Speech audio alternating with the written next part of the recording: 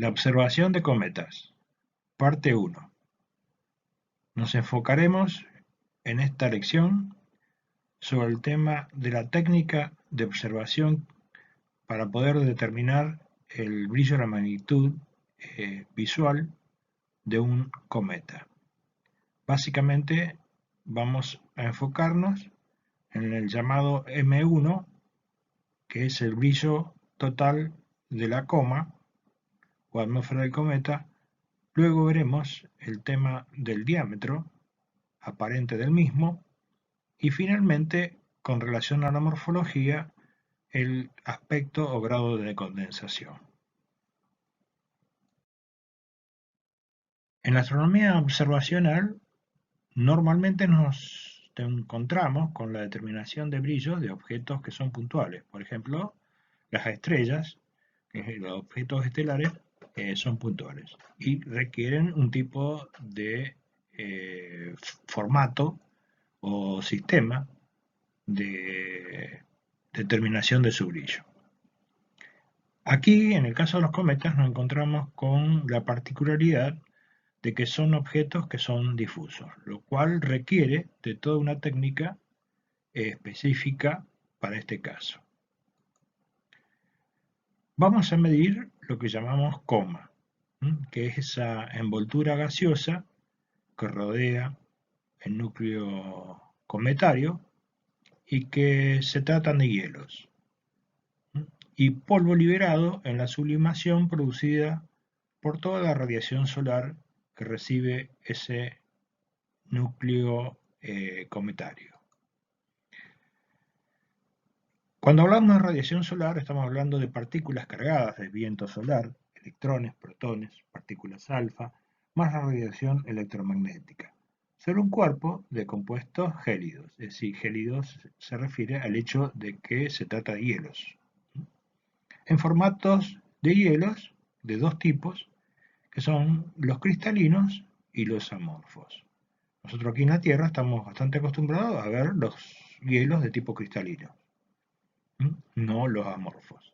Amorfos bien es típico de objetos espaciales.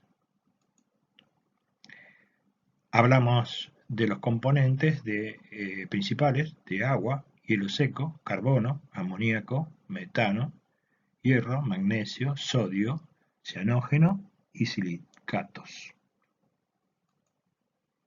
Se hacen visibles entre las 20 unidades astronómicas y las 7 unidades astronómicas. Es decir, cuando el cometa se encuentra dentro de esta distancia, es decir, alrededor, podríamos decir, alrededor de la distancia en que se encuentra Neptuno y una distancia intermedia entre Júpiter y Saturno, allí reciben suficiente radiación solar, afectados por el viento solar, por toda esa radiación electromagnética, hace que se comienza el proceso de sublimación y se hace visible el cometa.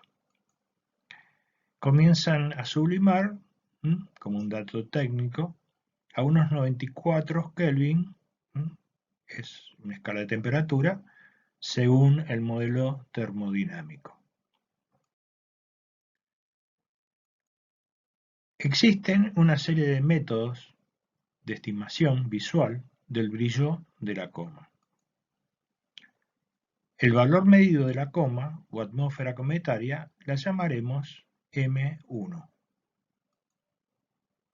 Medir el M1 es medir la magnitud total de la coma solamente. Reitero, en esta medición no ingresa el inicio de la cola en la medida.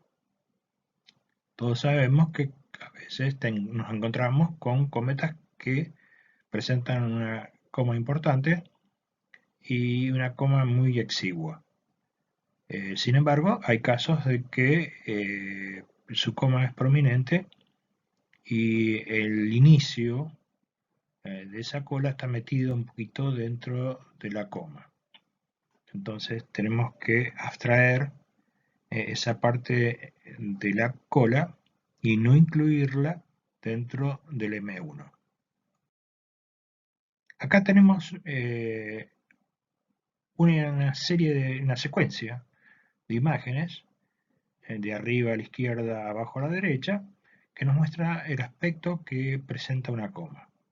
Entonces tenemos aquí exactamente 10 casos típicos de algo que llamamos grado de condensación. ¿Mm? En inglés están las letras DC, igual a 0, en el primer caso, igual a 1, igual a 2, hasta llegar abajo a la derecha, igual a 9. Es decir, los cometas van a presentar, y esto es particular de cada cometa, esto no significa un grado evolutivo, simplemente el aspecto en que se observa, por las características físicas, morfológicas que los mismos pueden mostrarnos. Entonces, tenemos casos extremadamente difuso, muy parejo. Estos son bastante difíciles en la observación, como dato. Y a medida que nos vamos moviendo hacia la derecha, vemos que en la zona central se van los grumos, el brillo, esto es una imagen negativa, el brillo se va acentuando muy lentamente, de modo que va creciendo este grado de condensación, pasando a 1, pasando a 2, pasando a 3, pasando a 4, 5, 6, 7, 8, hasta llegar al extremo de que tenemos una coma que se muestra prácticamente casi puntual, como normalmente decimos en astronomía, cuasi estelar.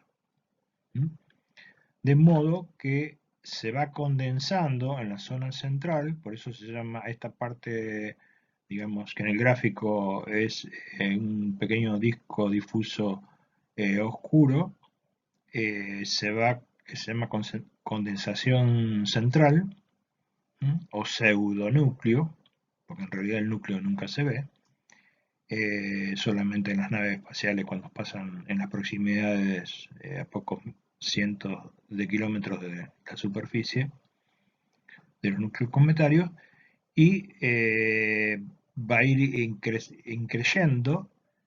creciendo su tamaño y disminuyendo el área externa hasta llegar a este punto de cuasi estelar.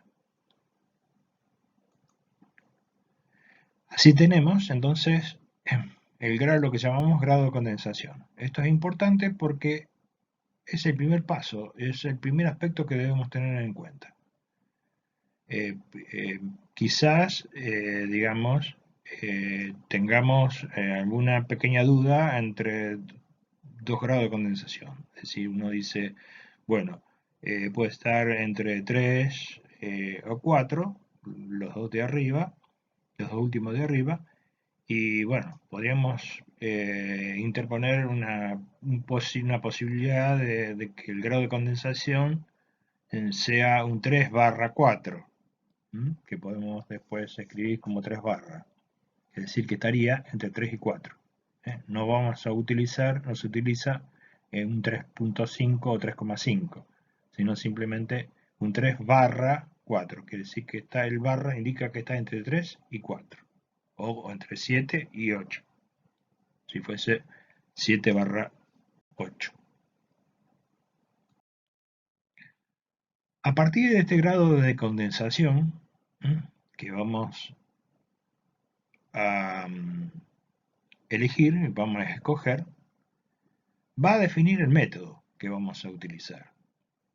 En este cuadro superior, a partir de un gráfico de un australiano, Mateaso, vemos una escala de grado de condensación, iniciando abajo a la izquierda en 0, subiendo hasta 2, luego de 3 a 5, de 6 a 8 y finalmente el 9 como cuasi estelar, y dos casos particulares de grados intermedios con sus anotaciones. En la parte inferior, una escala de muy difuso, que apenas se ve, hasta muy condensado. Esta escala de un español, Juan José González. Con esto, ¿qué queremos decir? Bueno, que hay tres regiones fundamentales dentro de esta escala de grado de condensación. A la izquierda tenemos los grados de condensación más difusos, que van de 0, 1 y 2, que se utiliza el método de Sedgwick. En el otro extremo, en los grados muy condensados, en los grados 7, 8 y 9, tenemos el método de Boronikov. Y para la región intermedia, que puede estar incluido o no el de 2 a 7 o de 3 a 6. Eso con la práctica uno va a determinar exactamente a partir de qué grado utiliza este método que se llama método de Morris. Personalmente utilizo de 2 a 7.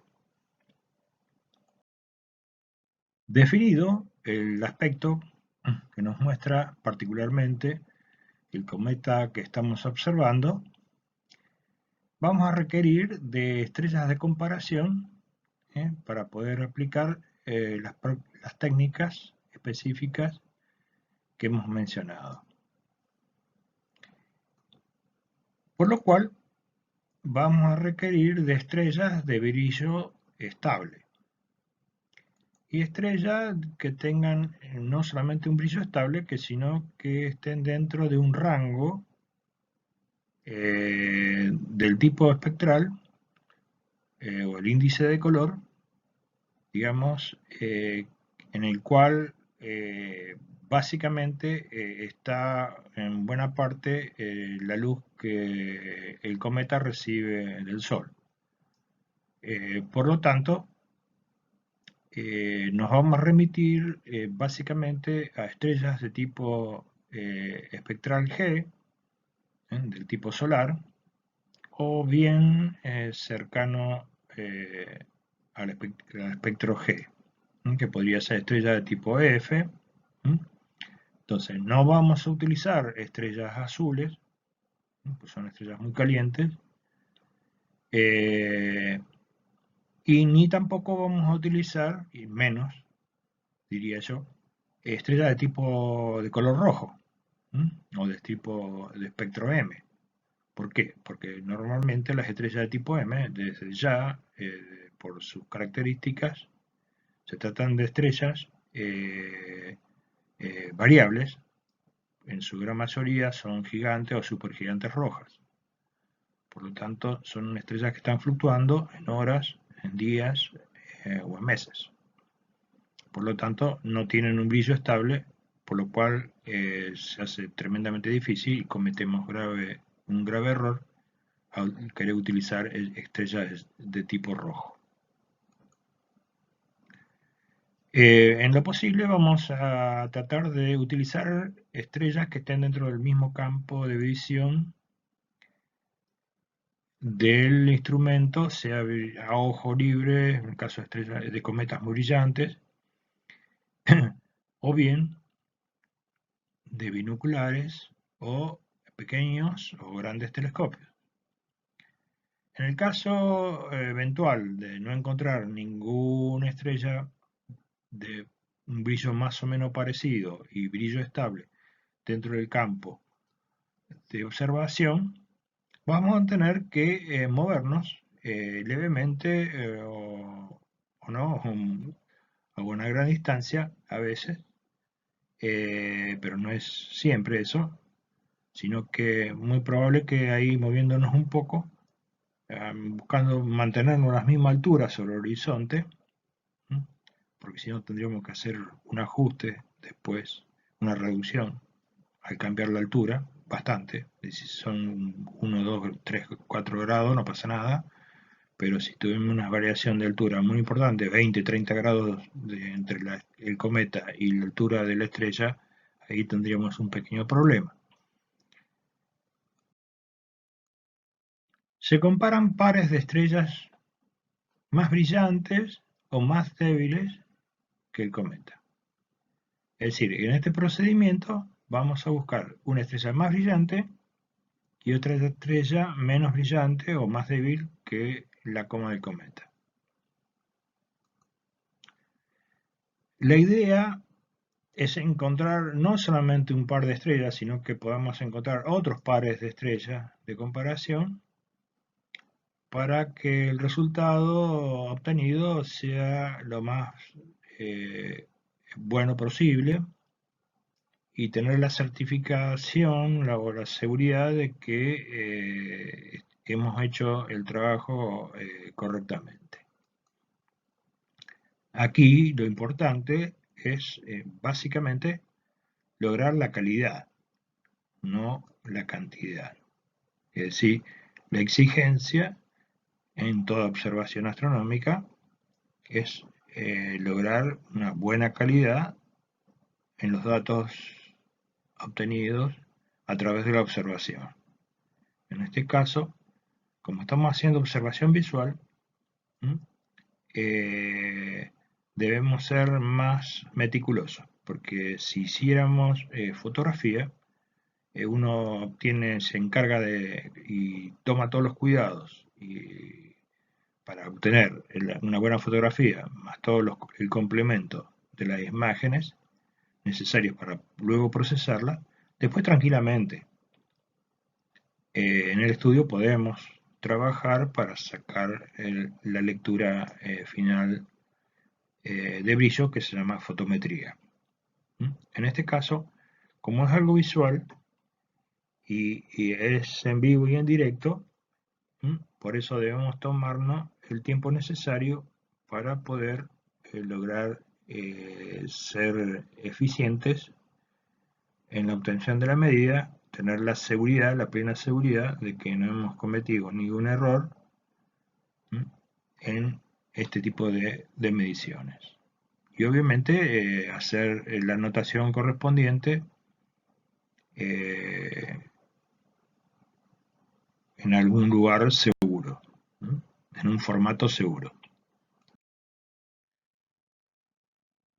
Para hacer esa comparación con estrellas, en muchos sitios proveen de cartas de comparación o bien las podemos generar con el software de tipo planetario que utilizamos a diario y buscamos al cometa y para el periodo digamos de observación en el cual estamos y tener un campo suficiente en grados como para tener una buena cantidad de estrellas. Hay cartas que se producen en forma específica para los cometas. En este caso se trata de una carta para el periodo del 16 al 22 de octubre del 2020, para el caso del cometa 88P, que es un periódico, Hubble.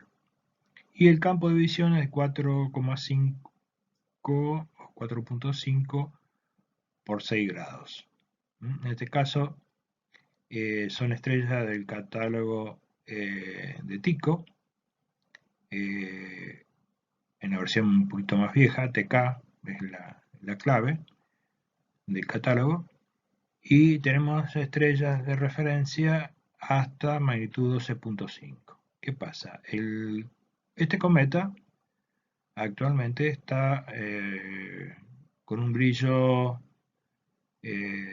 dentro del rango de magnitud 8.5 hasta más o menos 9.5, de acuerdo a las últimas observaciones. Hay pequeña discrepancia, pero yo estoy dando algo por encima del máximo y algo por debajo del mínimo. En esta carta, en el sentido, digamos, del medio del plot, vemos una traza negra que la cruza, que es la trayectoria del cometa para ese periodo. ¿Mm? Y cada tanto vemos un pequeño corte en esa línea con una fecha encima, que está en forma vertical, que nos está diciendo a 0 hora de tiempo universal de tal día y de tal mes, 16 de octubre hasta el 22 de octubre, nos da ese dato. Y tenemos en particular escogidas ya, preescogidas, las estrellas y muy cercana a la estrella hay un número de 2 o 3 cifras, ¿no? En este caso, creo que la mayoría tienen 2 dígitos. Toma valores, por ejemplo, enteros, es decir, el punto decimal o coma decimal desaparece, entonces aparece, por ejemplo, 92 o 89, 85. En realidad, tendríamos que, si fuese 85, sería realmente 8.5 en la escritura en inglés o 8,5 en castellano. Pero básicamente recordemos que los tecnicismos hacen que utilicemos punto decimal.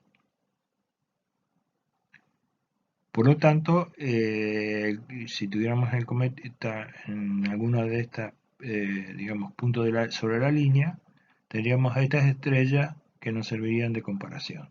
Entonces tomaríamos la más un poquito más brillante y un poco más débil, para determinar después con el método qué brillo tiene.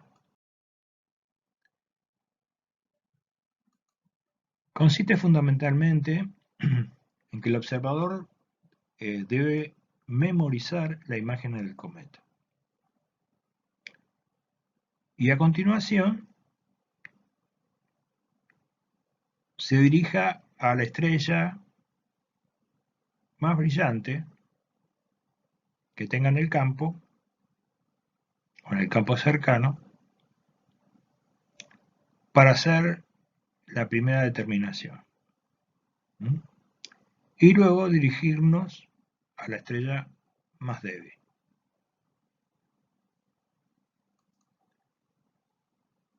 Se requieren de antemano o sobre el propio momento de la observación la obtención de una carta celeste o bien a través de un software astronómico tipo planetario de tener el campo de ubicación del cometa con las estrellas de comparación en que vamos a escoger.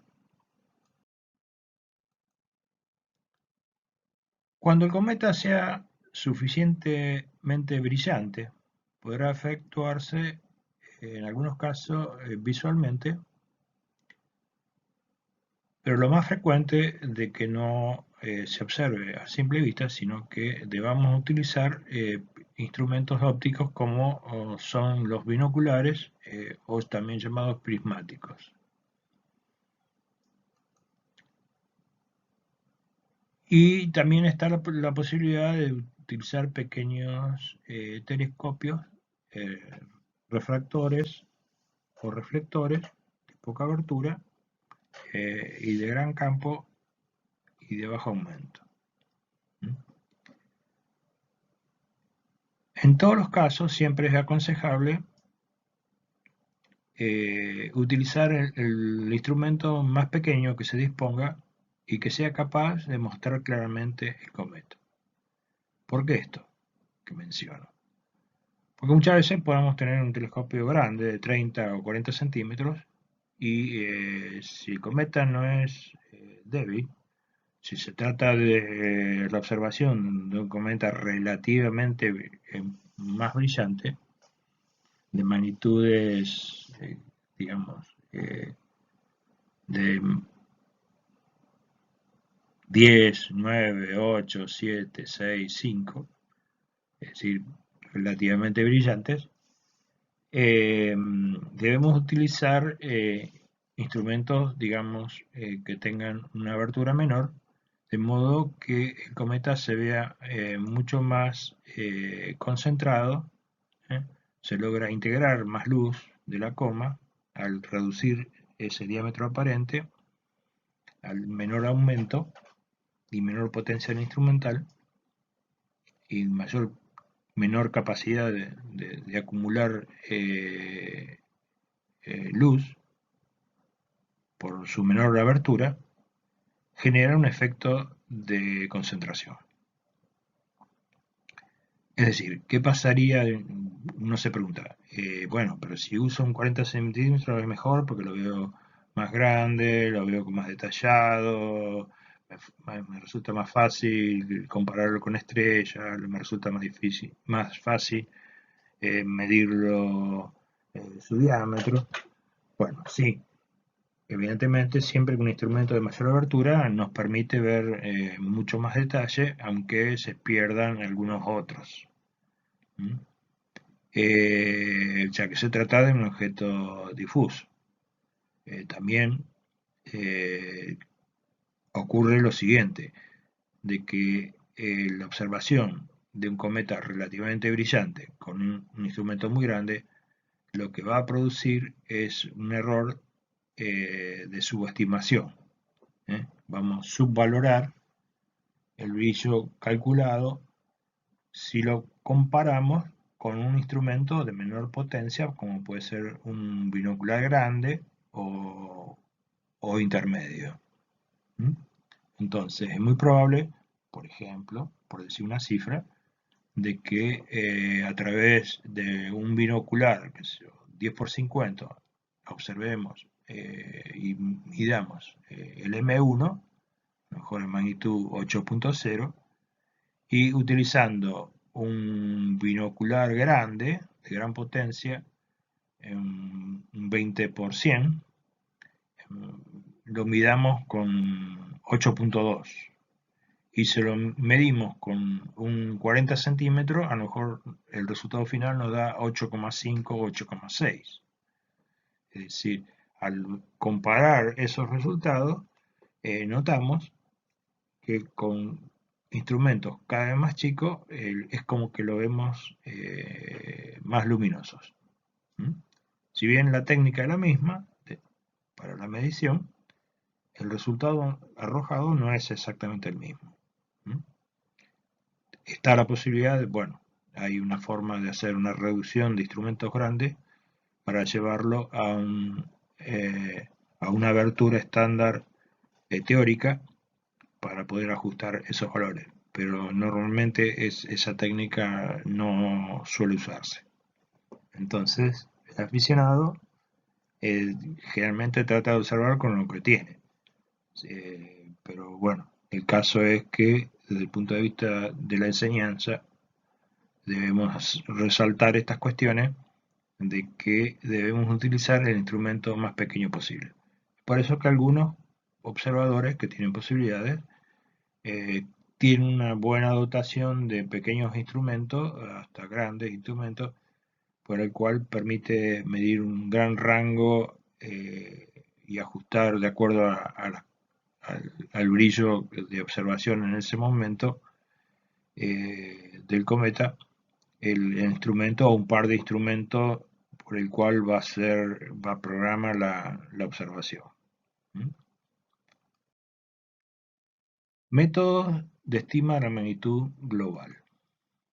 El objetivo de hacer una estimación de magnitud es obtener el brillo total integrado de la cabellera, que también suele llamarse cabeza o coma del cometa.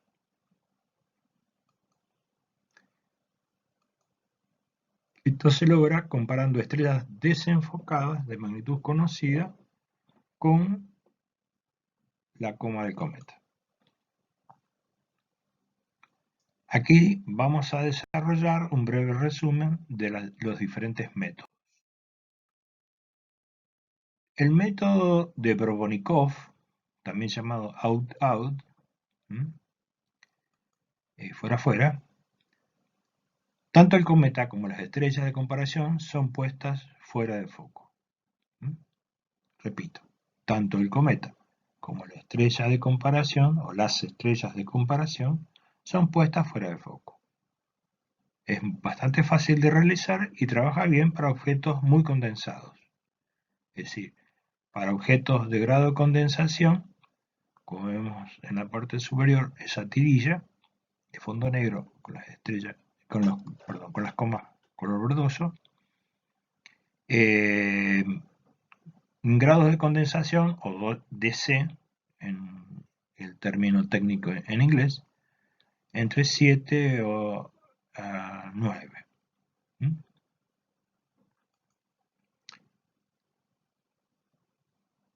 En el caso de que estuviésemos observando con este método objetos muy difusos y de gran tamaño, este método produce una significativa subestimación del brillo. Esto es una aclaración.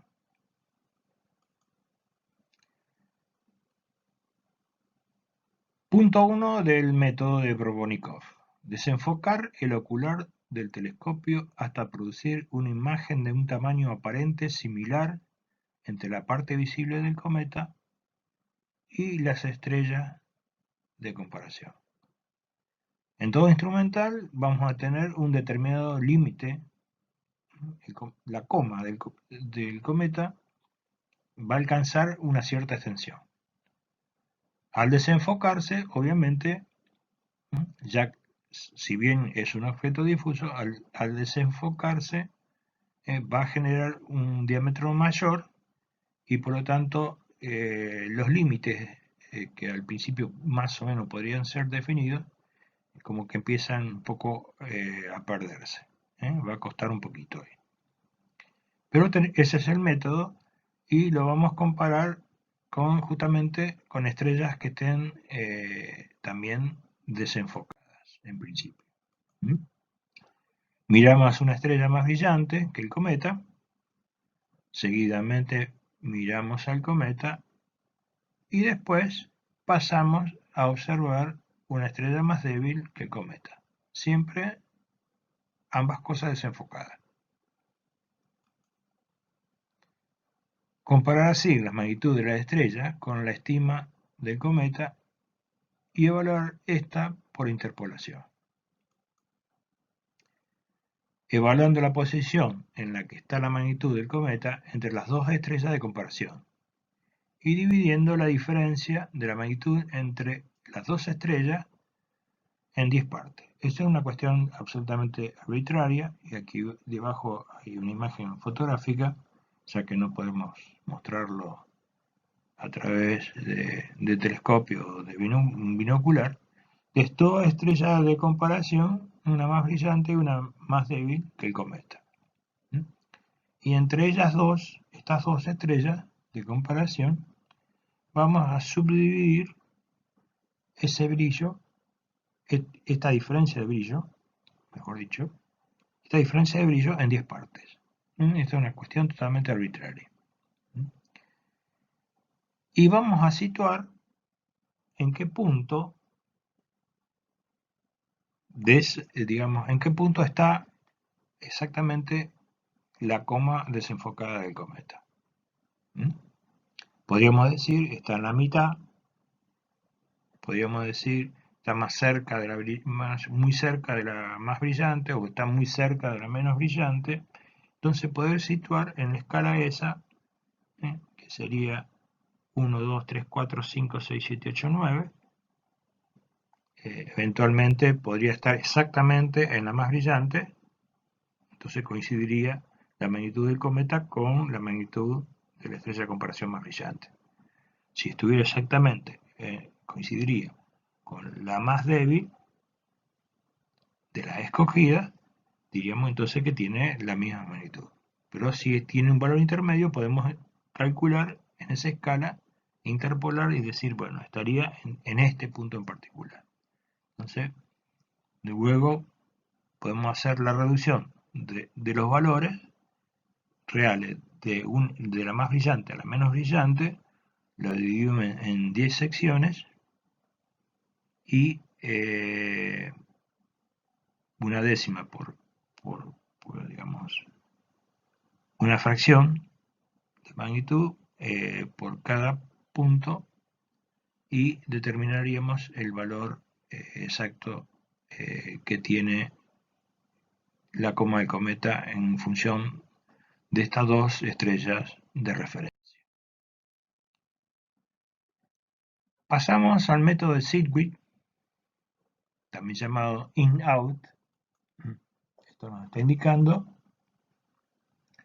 que el método cambia considerando que vamos a visualizar estrellas que están, a comas que son muy difusas, sin grado de condensación o con grado de condensación apenas marcado. En este caso, como ya de por sí el objeto es sumamente difuso, necesariamente el cometa debe estar en foco. Lo mantenemos en foco. Y lo vamos a comparar con estrellas de comparación que van a estar fuera de foco. Ahora, ¿qué característica debe tener la estrella de comparación desenfocada? Porque no cualquier desenfoque, sino que es muy importante que la estrella desenfocada, y aquí viene la razón, el punto central, es que tengan el mismo tamaño que el cometa. Es decir, que al desenfocar logremos que alcance el mismo diámetro que tiene el cometa en foco.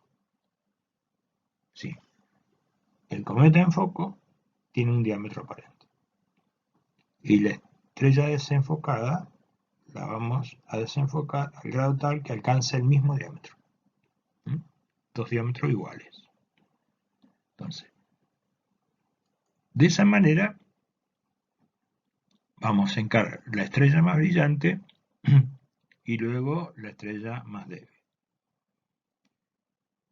Este es un método que funciona muy bien, pero exclusivamente en cometas muy difusos o difusos. Es decir, para grado de condensación entre 0 y 3 o 0 y menor de 3. Es decir, por ejemplo, entre 2/3, por ejemplo. Se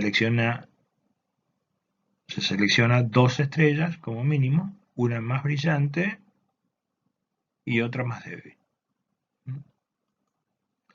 Memorizamos el brillo promedio de la coma en foco. Memorizamos ese brillo. Recordemos que en este caso son todos cometas de grado de condensación muy difuso. Entonces memorizamos ese brillo y lo comparamos con la estrella desenfocada. No sé. Vamos a desenfocar hasta que su diámetro sea igual a la coma en foco. Comparamos el brillo superficial de las estrellas desenfocadas con el brillo superficial promedio memorizado de la coma. Estamos haciendo comparaciones de objetos difusos de brillo superficial promedio. Es decir, al desenfocar, ese brillo se reparte en un volumen mayor y simulando el aspecto que tiene los cometas de grado de condensación muy difuso o apenas con un pequeño grado de condensación. Se estima en qué posición cae el brillo del cometa entre 10 segmentos de diferencia de magnitud de las dos estrellas de comparación, similar a la anterior, y se repite esta medición tantas veces como sea posible y en otras con otros pares de estrellas de ser posible. El hecho de utilizar otros pares es simplemente por el hecho de lograr, de verificar el primer resultado o bien hacer luego un promedio de varias pares de estrellas para tener un valor, digamos, mucho más preciso, aunque podrían ser todos coincidentes, así que sería un buen indicador de un buen trabajo. Luego, a todo esto sobreviene el método de Charles Morris, que es también conocido como OUT modificado, y que fue desarrollado como una forma de rellenar el espacio entre el Segwit y el Borobunikov. Recordamos nuevamente que el Segwit para objetos realmente difusos o de poca condensación central, y el de Borobunikov en el otro extremo se tratan de cometas muy condensados, en un grado de condensación muy alto, casi un disco, y de objetos cuasi estelares. Entonces, en este método ni vamos a desenfocar bastante, ni vamos a trabajar en foco, sino que vamos a utilizar el siguiente paso. El cometa es puesto ligeramente fuera de foco. ¿Cuál es la intención de Morris? Es que logremos que en todos esos grados intermedios donde hay condensación central, esa condensación central realmente empiece a desaparecer. Lograr aplanar ese perfil de brillo de modo de generar un brillo superficial medio, que no tenga ese pico de brillo en el centro, sino que se aplane y así comenzar a realizar las comparaciones. Entonces, este brillo superficial y el diámetro generado, que va a ser levemente superior, del cometa deben ser memorizados.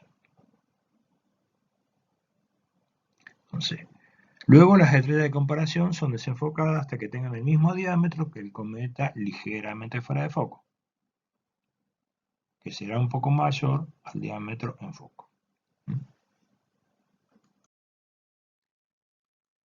Este método es considerado más dificultoso que los otros dos, generalmente. Pero en realidad no lo es así. Cuando uno comienza la actividad de la observación y la aplicación de los métodos, con el tiempo, los dos que parecen más fáciles, que ya los vimos, Segwit y Borobunikov, o Borobunikov y Segwit, vamos a descubrir que en realidad este método de Morris alcanza a un poco a transformarse en un método que termina absorbiendo a los otros dos que están en los extremos de los grados de condensación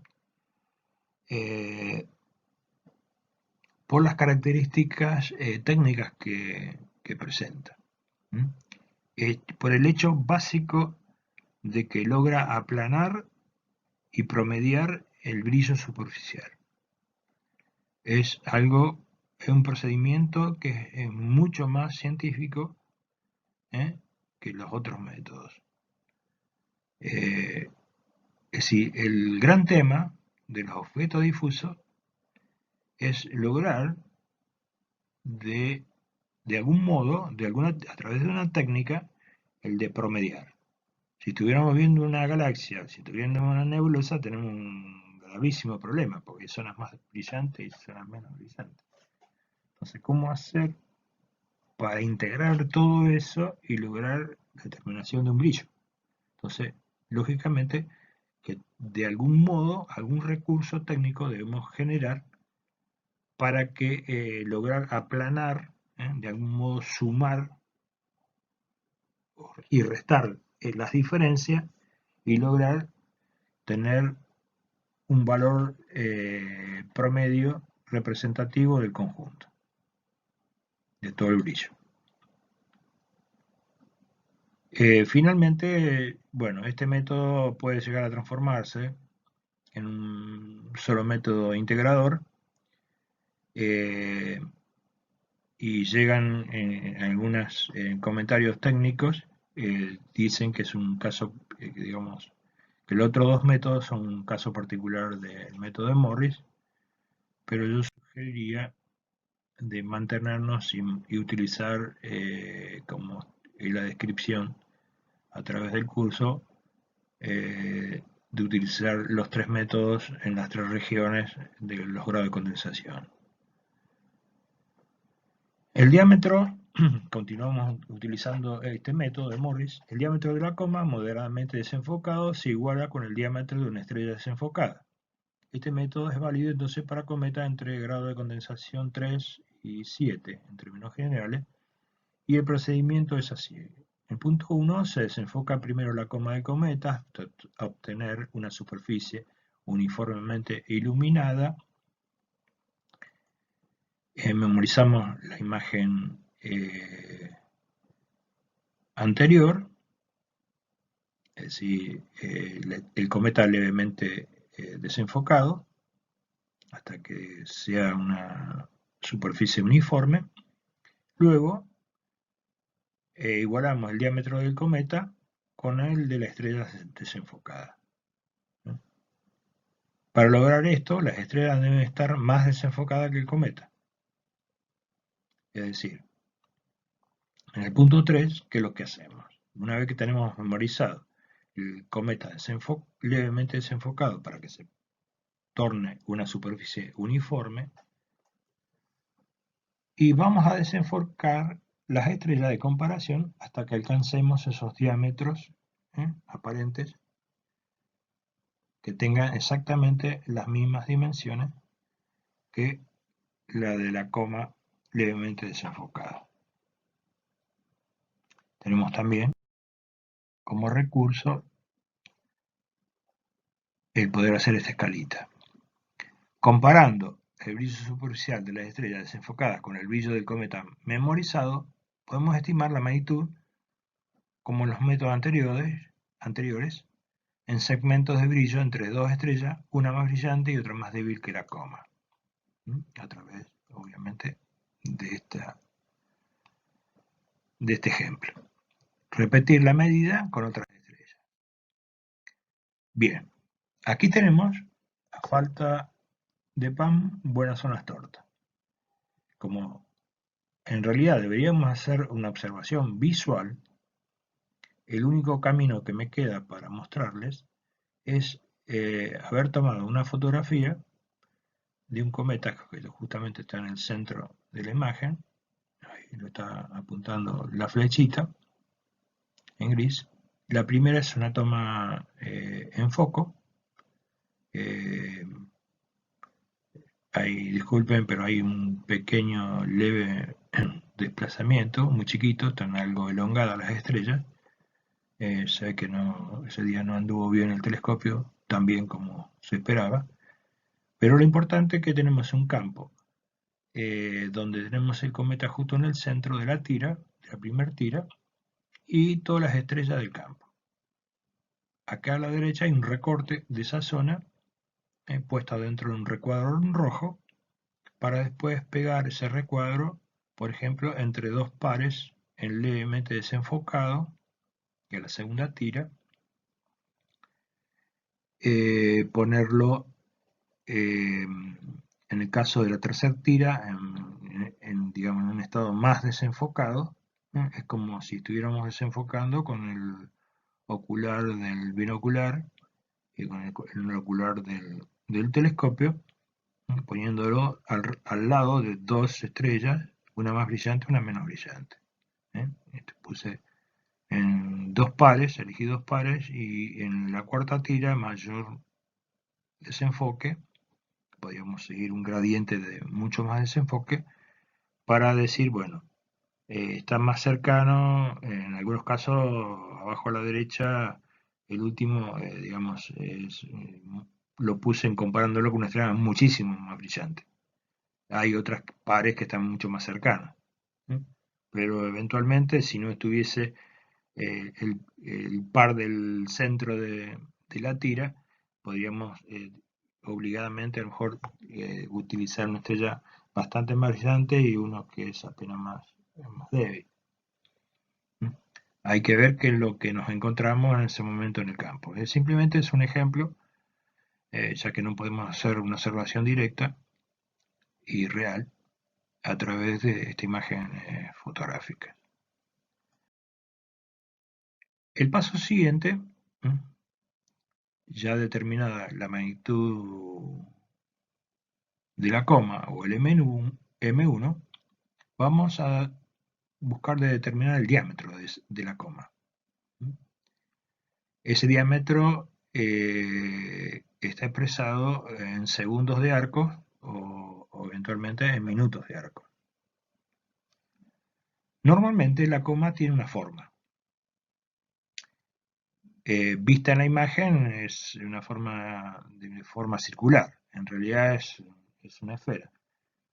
Cuando el cometa está lejos, esa forma bien definida.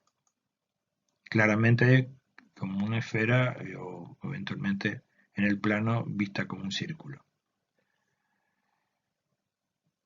Pero a través del tiempo y a medida que se va acercando al Sol, las comas tienden a elongarse levemente, estirarse, ya dejan de ser un círculo y pasan a ser una elipse apenas visible. Y en algunos casos, en algunas circunstancias especiales, esa coma suele elongarse bastante. Lo que eso no está indicando que algún proceso, digamos, particular está ocurriendo en la zona nuclear del cometa.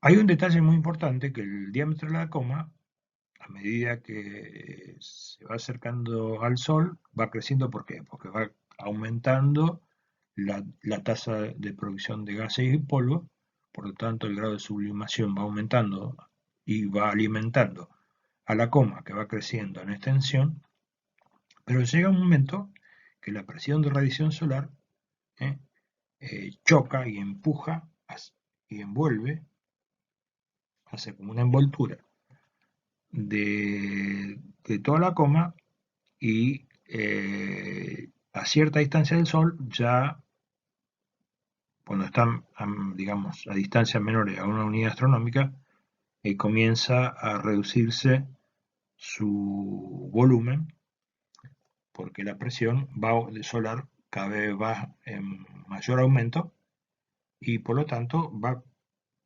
apretando y concentrando esa medida del diámetro.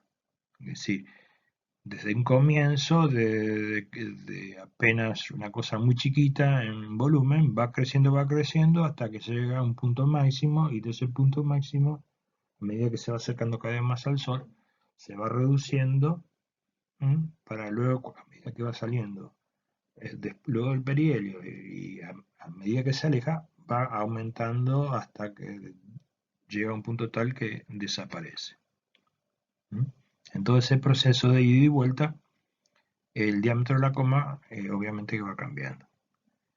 Entonces, en el primer caso debe medirse su diámetro, pero en el segundo caso descrito de que la coma elongada o alargada, en tipo elíptica, deben medirse sus dos ejes.